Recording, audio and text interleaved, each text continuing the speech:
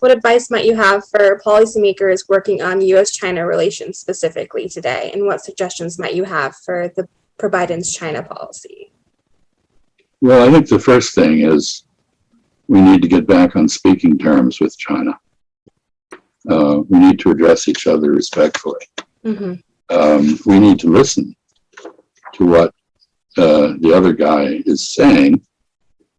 We need to think about what we're going to say. I don't agree with the notion that it's always best to talk rather than not talk.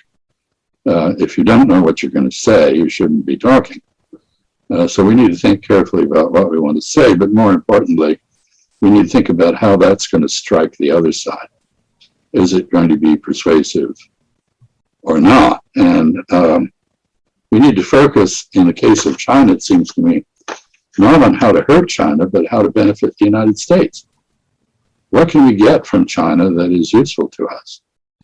I would argue that we need to rebuild this relationship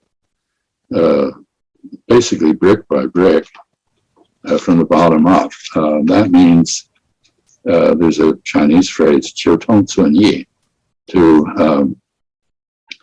look for common points in common while reserving differences, setting them aside until you can build an atmosphere in which you can finally address them. I think that is what we should be doing. So we need to look for things that are relatively easy to reach agreement on, and maybe reductions in tariffs and things like that would be a good place to start. And rebuild an atmosphere of mutual confidence and a degree of trust so that we can move on to the more difficult things. In the area of trade, for example, that's our differences over Chinese industrial policy, mainly. I think IPR is yesterday's issue to a great extent.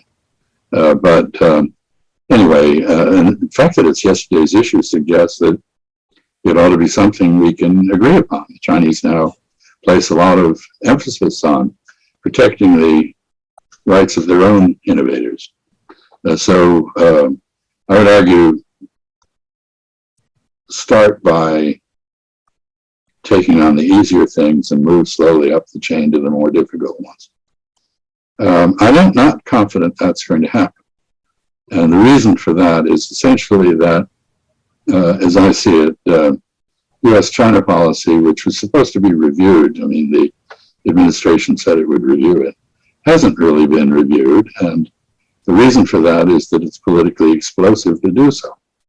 If the Biden administration were to suggest that it was going to change the Trump policies, you have a degree of congressional berserkers who would immediately assault the administration and thereby jeopardize the administration's agenda for domestic reform and opening, which I think are essential. We need to get our act back together as a country.